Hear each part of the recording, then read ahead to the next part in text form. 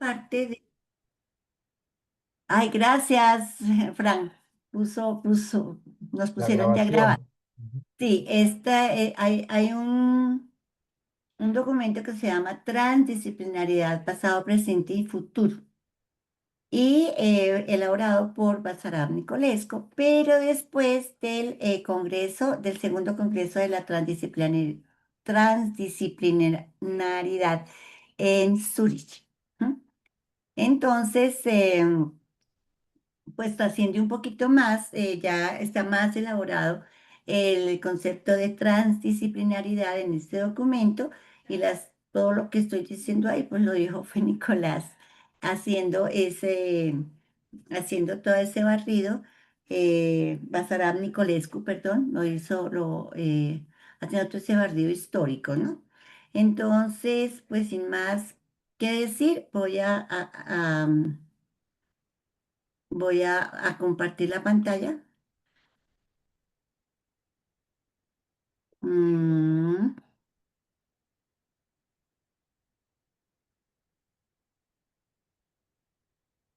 un segundito.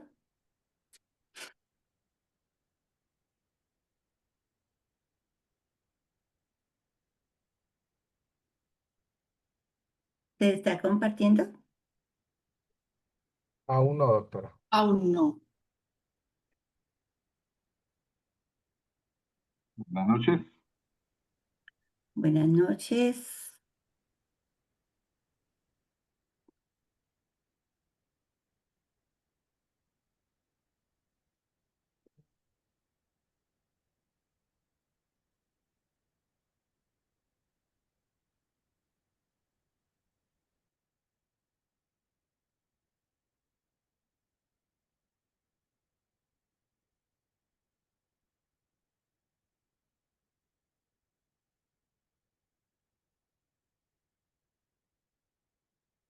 No.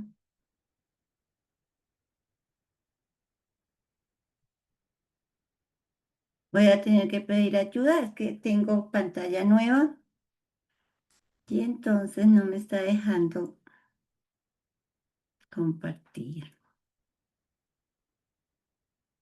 Momentos. Un segundito.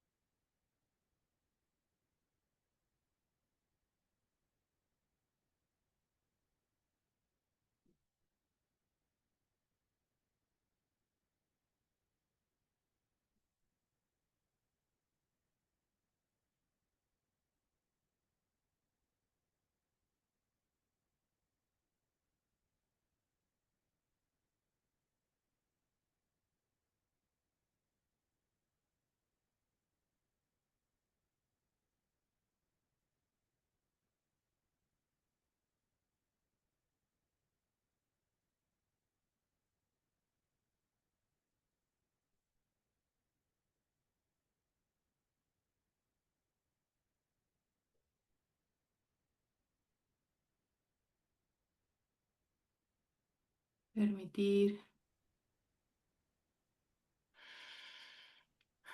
Activo el micrófono.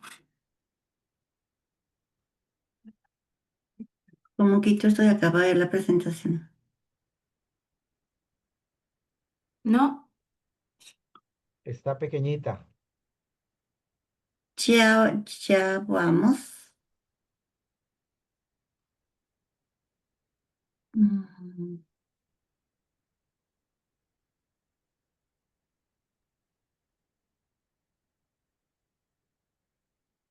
Y las notas. Ahí activar. ya. Listo. Ok. Tienes que activar tu micrófono. Ah, ya está activo. ¿Listo? ¿Me están escuchando? Ahí ya, ya se ve bien. Ok, Sí, doctora. listo. Ok, perfecto. Bueno, entonces creo que lo dejamos eh, las preguntas las van apuntando y las miramos si les parece bien al final, ¿no? Bien, Ya. entonces pues la idea es este dúo, digamos, este dúo, hablar sobre este dúo que la gente, los filósofos y los complejólogos han llamado el dúo virtuoso, ¿no? Que es la transdisciplinaridad y el pensamiento complejo. Mm,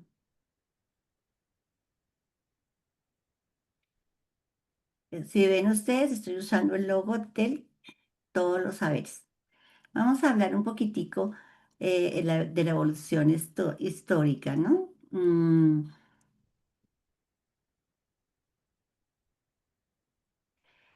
El término realmente empezó con Jean Piaget en Francia. El primero en acuñar el término fue Jean Piaget en sus diálogos con Eric Hanchen y André Lichnerovich. Esto se hizo en un taller que se denominó el Taller Internacional de Enseñanza e Investigación en las Universidades, financiado por la OCDE. Allí entonces Jean Piaget dio la primera definición de transdisciplinaridad. Decía, esperamos ver que la etapa de las relaciones interdisciplinarias ya estaban las relaciones interdisciplinarias, ¿no? Pase a un nivel superior que debiera ser la transdisciplinaridad.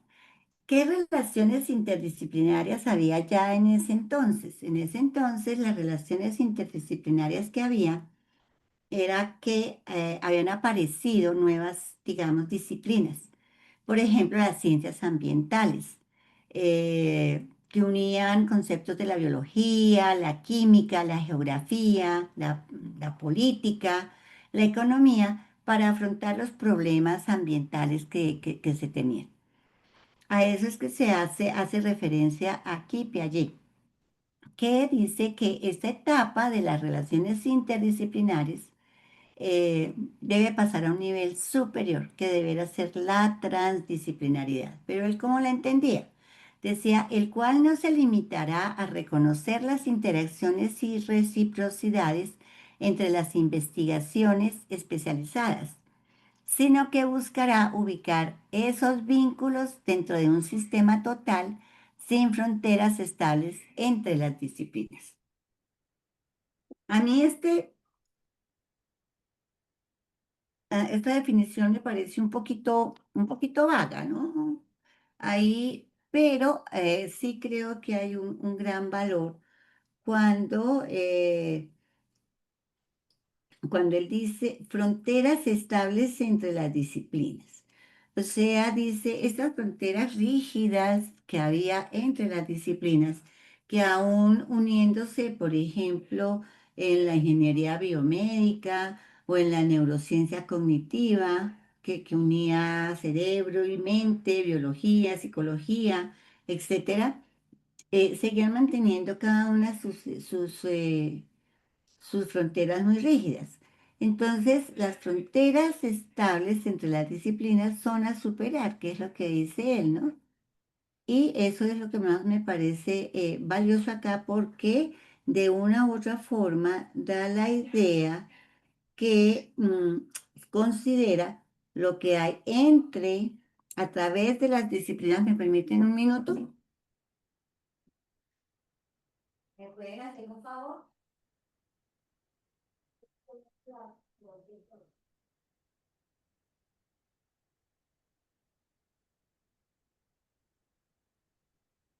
Qué pena con ustedes, aquí es que estamos con lo del Congreso con mucha actividad. Gracias. Dice, estábamos diciendo que supera, ¿no? Piaget dice los significados de a través de las disciplinas y también entre las disciplinas, ¿cierto? Pero Piaget no alcanza a decir lo que hay más allá de las disciplinas. Ese sí ya es un aporte de Basarab Nicolescu.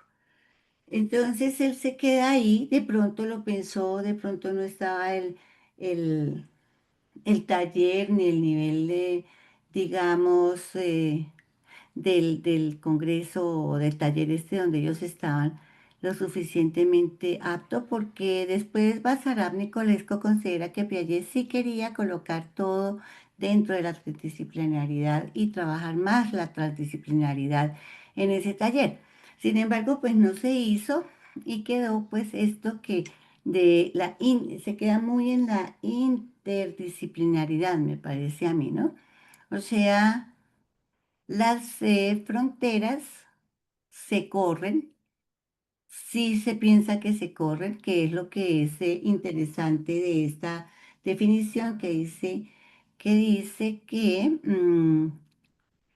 se corren las fronteras estables, dice dentro de un sistema total sin fronteras estables entre las disciplinas, o sea, rompe las fronteras de las disciplinas para dar un paso más allá de la disciplina para hablar con otra disciplina, qué es lo que hay a través de las disciplinas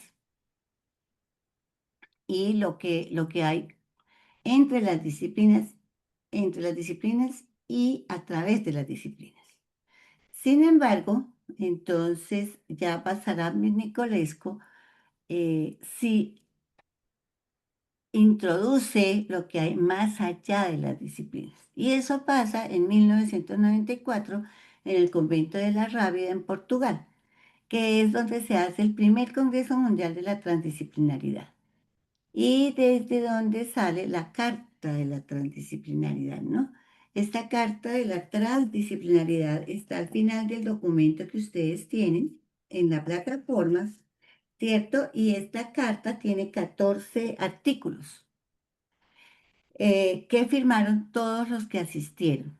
Aquí Lima de Freitas, que era un artista, pintor, especialmente, ¿cómo se llama? Ilustrador, ilustró más de 50 100 libros, muy, muy bueno.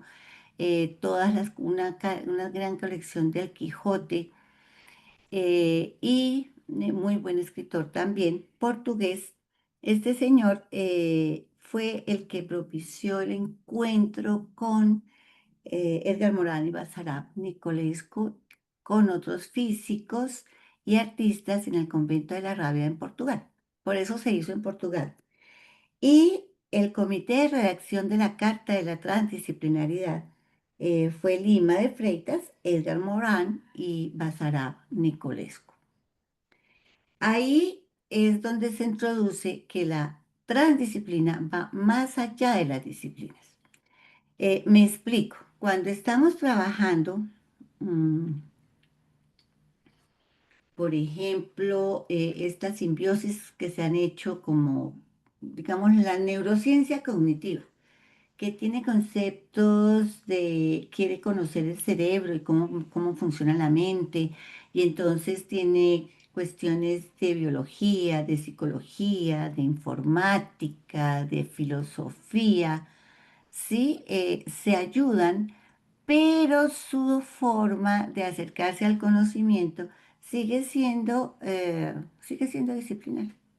Sigue usándose el método científico y sigue siendo disciplinar, así la filosofía, pues no usa el método científico, pues porque la filosofía usa otro tipo de métodos, pero sigue estando dentro de la disciplina, ¿no? En cambio, cuando se dice más allá de las disciplinas, sí hay como un conocimiento nuevo, la posibilidad eh, de un conocimiento nuevo. Ahí Basaram Nicolesco especialmente dice que el conocimiento disciplinario ya ha alcanzado sus propias limitaciones. Y eso nace desde el mismo centro de la ciencia, porque él es físico cuántico. Y como nosotros tenemos esos problemas en la física cuántica, por ejemplo, de la superposición de estados, o el hecho de no poder determinar la velocidad y la posición al mismo tiempo de una partícula subatómica, ¿cierto? No las puedo determinar. O el hecho de que ustedes recuerdan el experimento de la doble rendija, que el observador, y no es una imaginación, no es un juego de palabras, es un hecho comprobado científicamente, cuando observamos las partículas subatómicas, les cambiamos su naturaleza. Y no importa la trampa que le hagamos, ellas siempre saben que las estamos observando y cambian su naturaleza.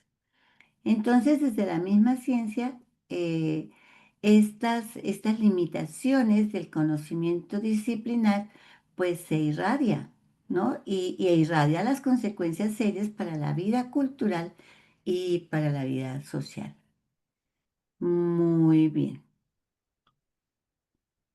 Así que aquí lo más importante, y creo que hay una cuestión en el centro, es el estatus del sujeto, ¿no?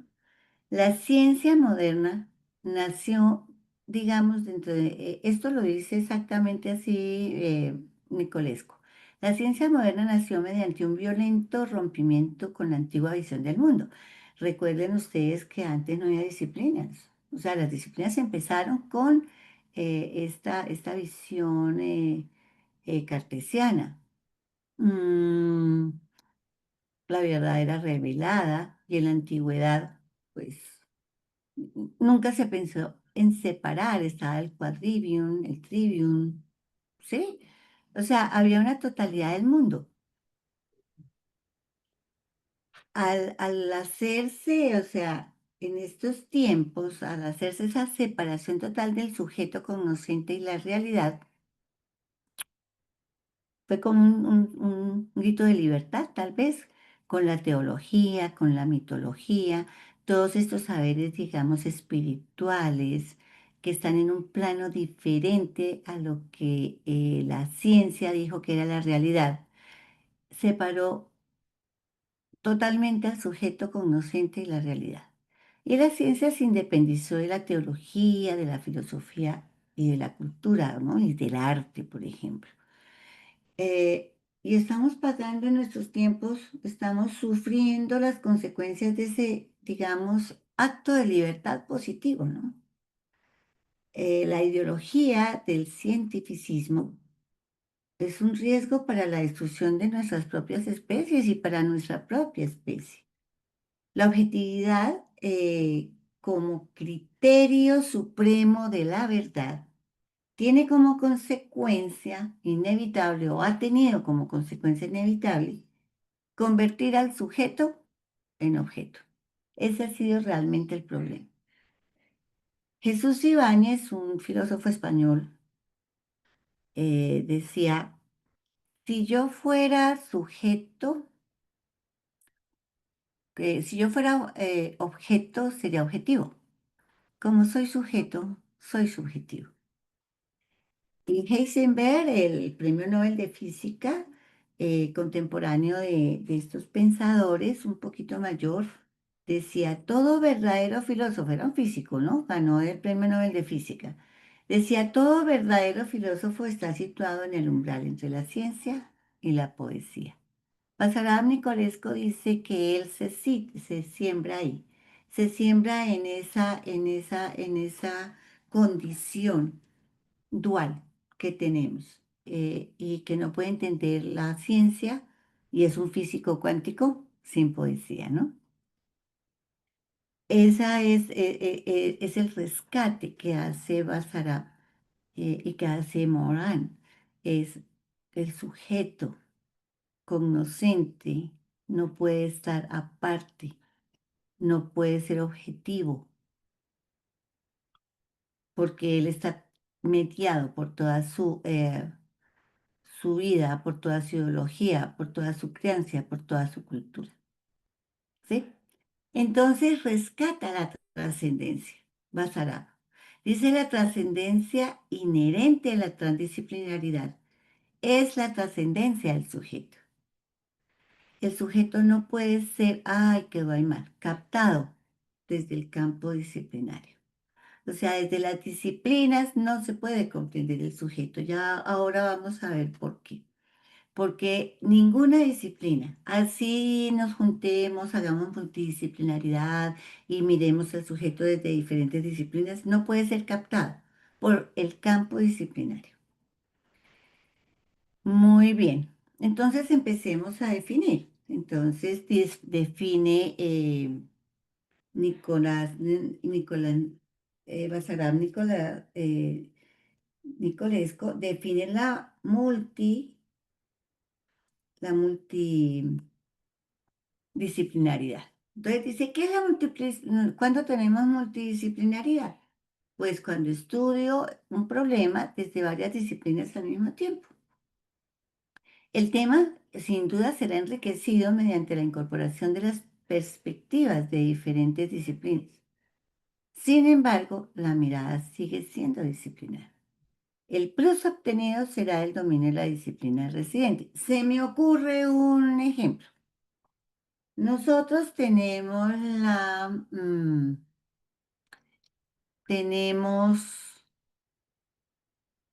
el día de las matemáticas. Entonces le dicen, porque así pasa, ¿sí o no?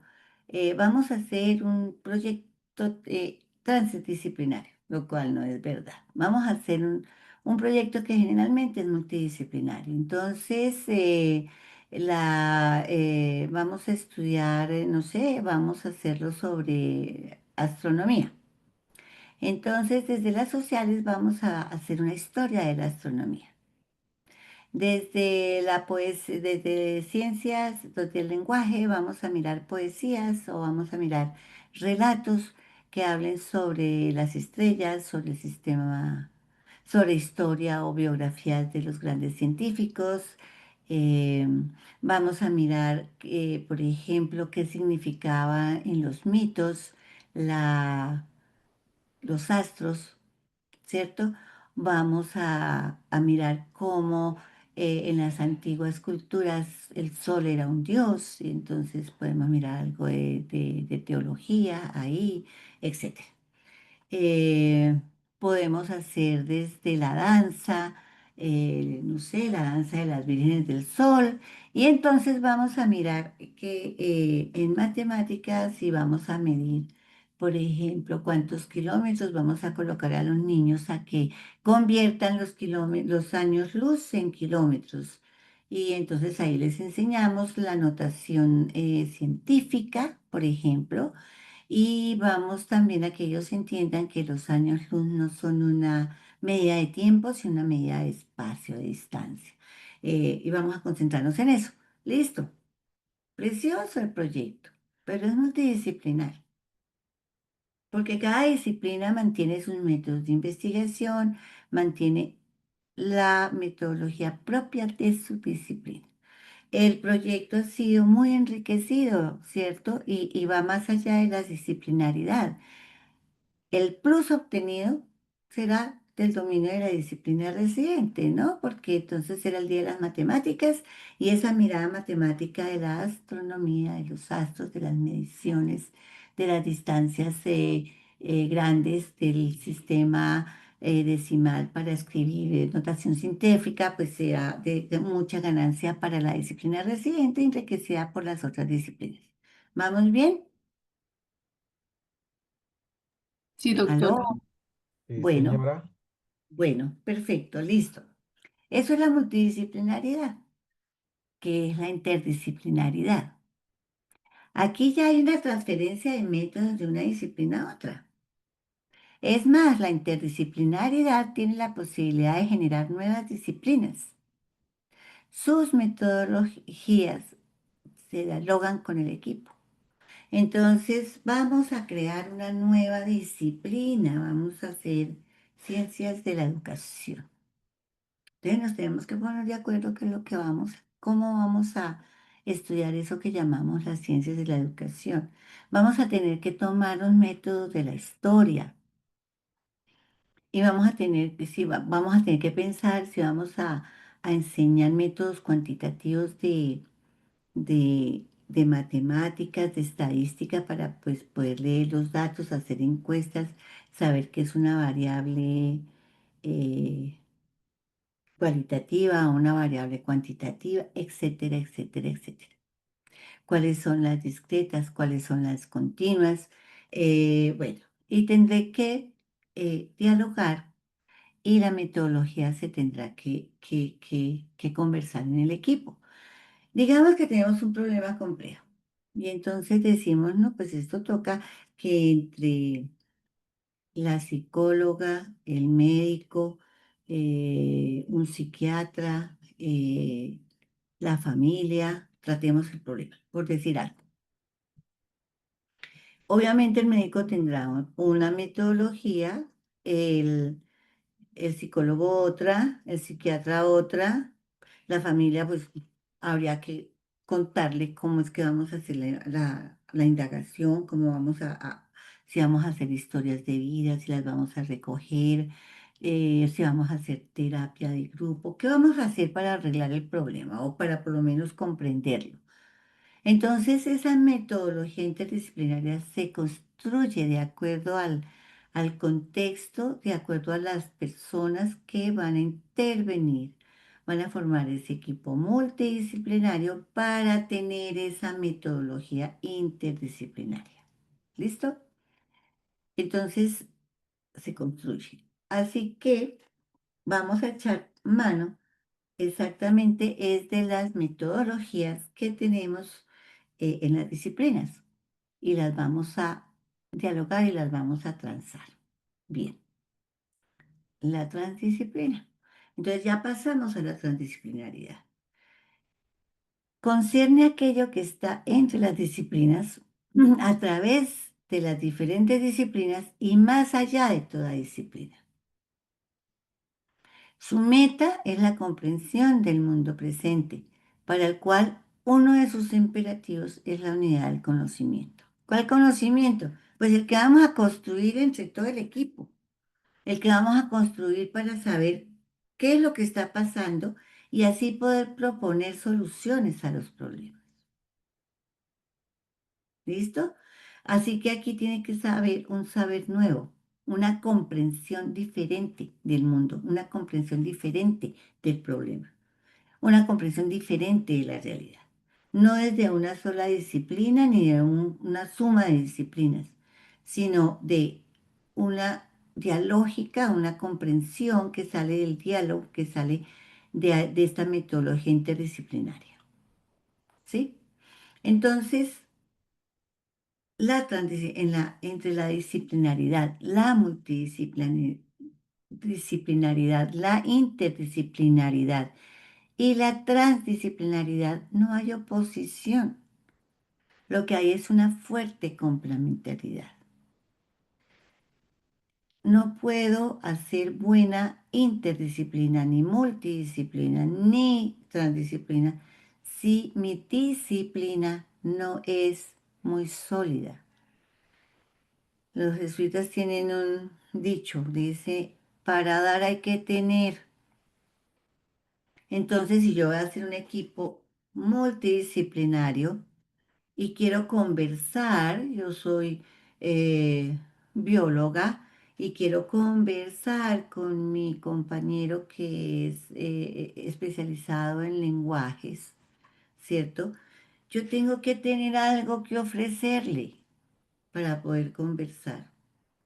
Y tengo que tener una actitud ahí sí transdisciplinar para escuchar lo que él tiene que decir sobre esa realidad que estamos estudiando o ese problema que queremos resolver. y seguramente tendré que aprender de él, pero él tendrá que saber muy bien lo que me quiere enseñar. Los que somos maestros sabemos que las cosas que no entendemos no las podemos enseñar. Y por eso siempre quien más aprende es el maestro, porque cuando yo voy a enseñar algo, tengo que entenderlo bien, si no, no lo puedo explicar. Así que lo que hay es siempre una fuerte complementariedad entre estos tres niveles, digamos, con el cual vamos a trabajar eso. Estos axiomas no están en el libro que estamos trabajando, porque esto se ha ido trabajando, se fue trabajando más y estos axiomas los presentó Nicolesco con otros, especialmente Nicolesco, en el segundo Congreso de la Transdisciplinariedad que se hizo en Zurich. ¿Me permiten un segundito? Sí, doctora.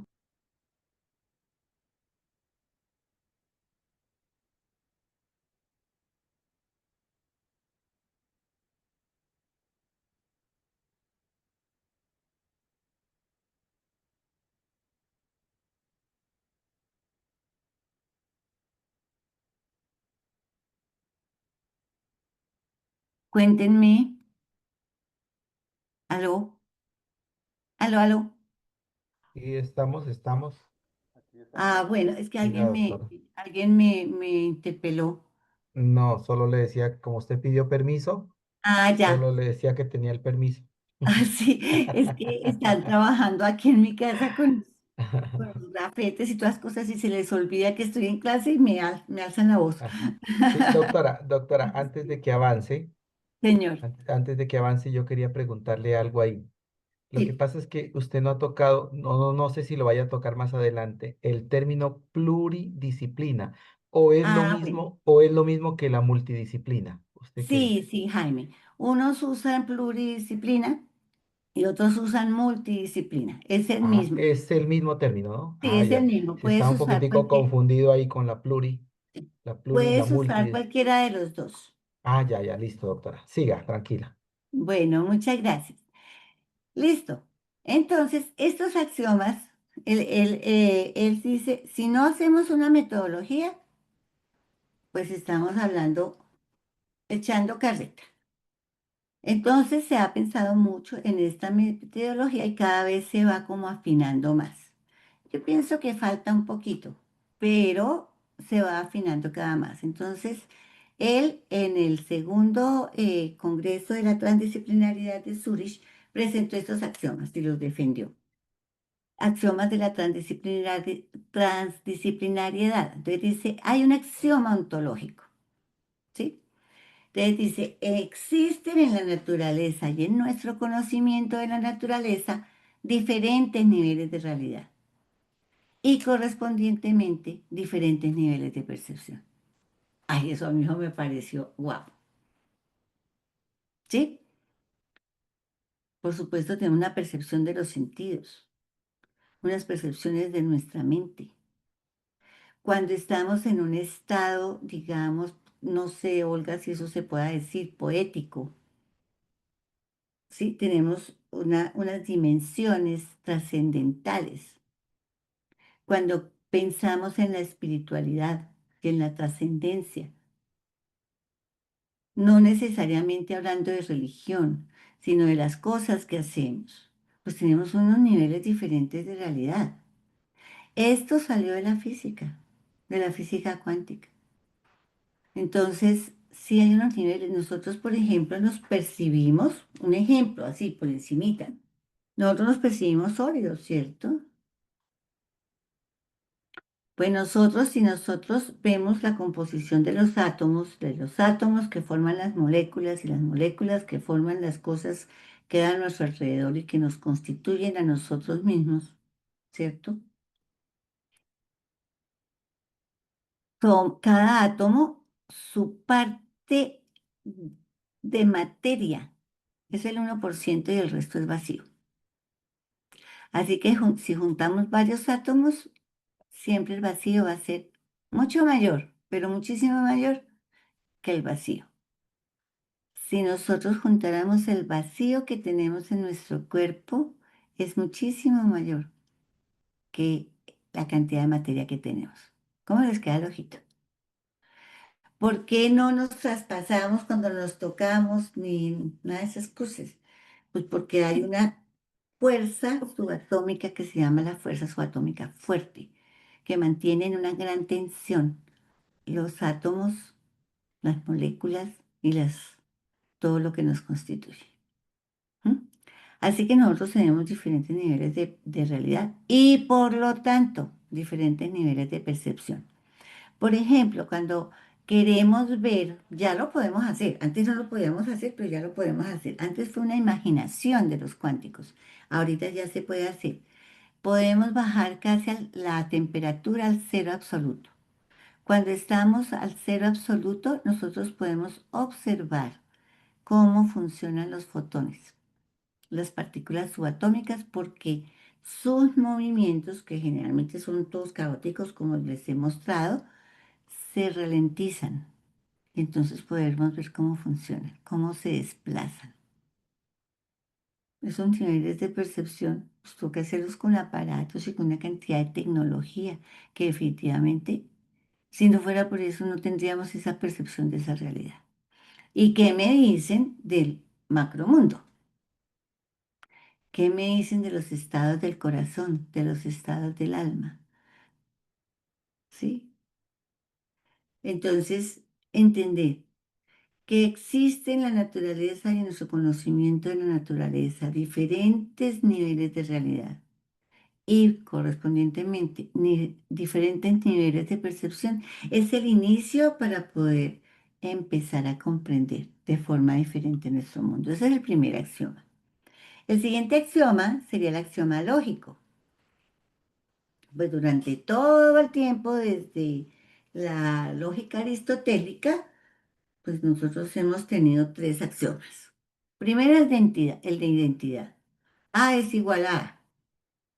Segundo, A, si A es verdadero, no A es falso. Y al revés, si no A es verdadero, pues A es falso. Y tercero, no puede ser, no ocurre A y no A. ¿Listo?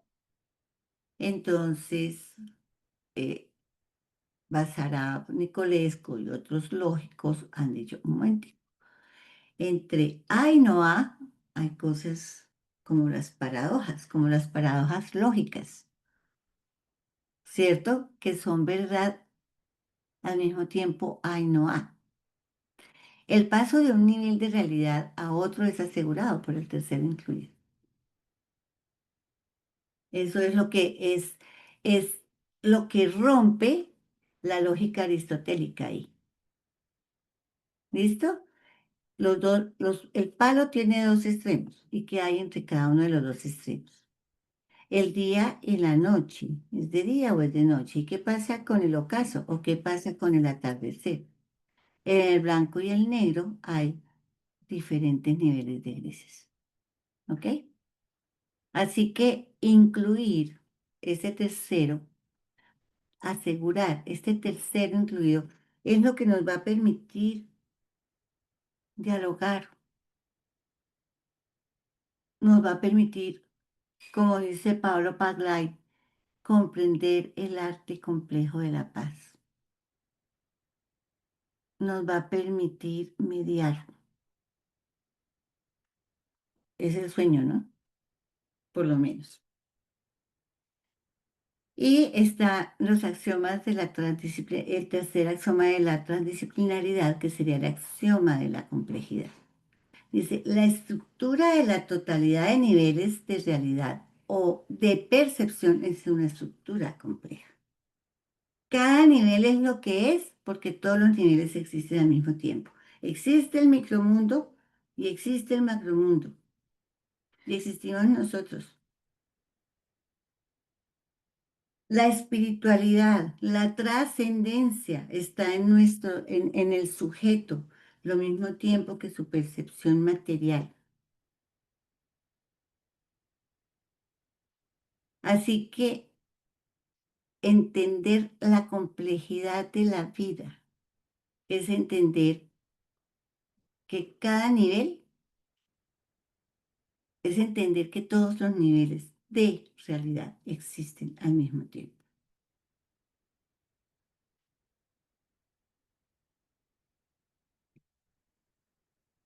En otras palabras, la acción de la lógica, digamos, del tercero incluido sobre los diferentes niveles de realidad, induce a una estructura abierta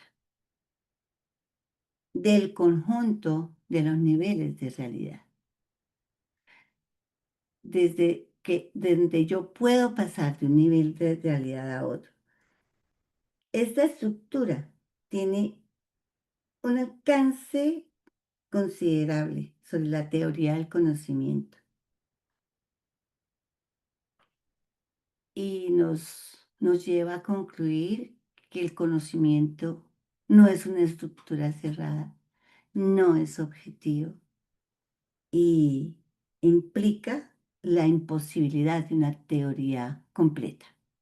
Ese sueño de los físicos de encontrar la teoría del todo y que tuvieron también los físicos clásicos, de pensar que todo se podía explicar con el método siendo objetivo, pues ya se desvaneció.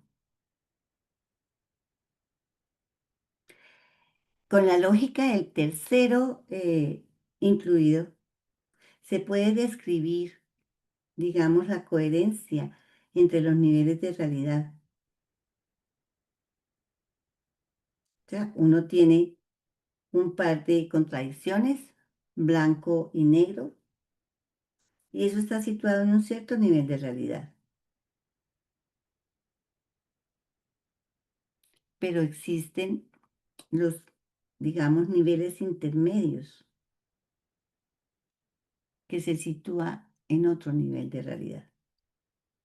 Así que ese par de contradictorios está unificado, está ligado.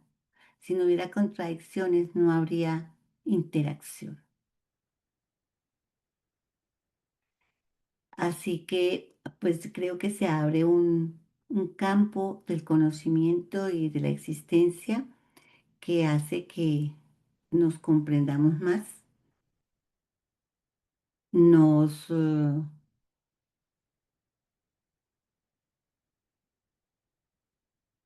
sí, nos comprendamos más especialmente.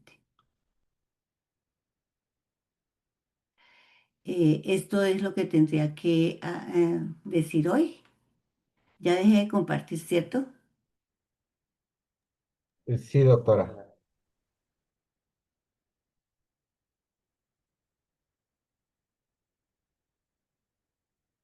El audio.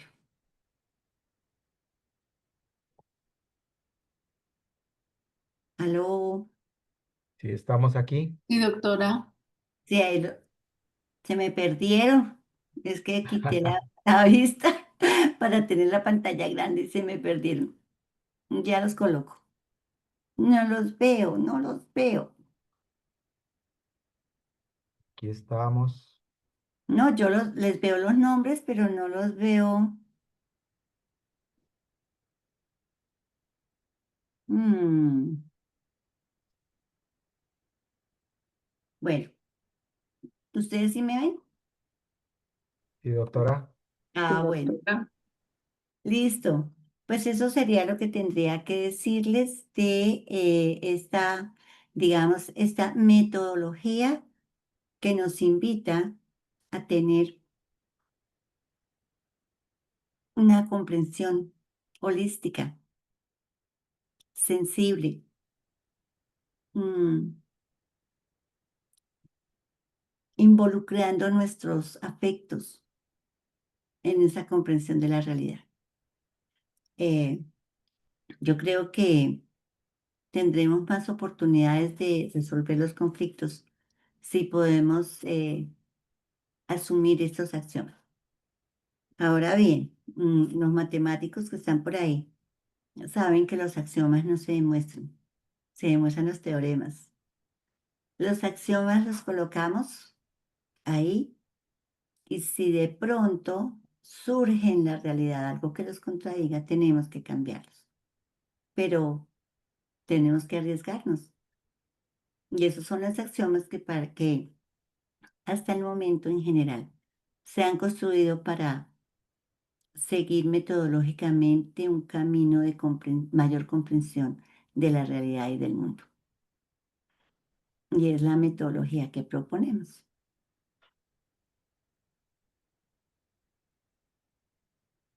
Bien, Muy bien.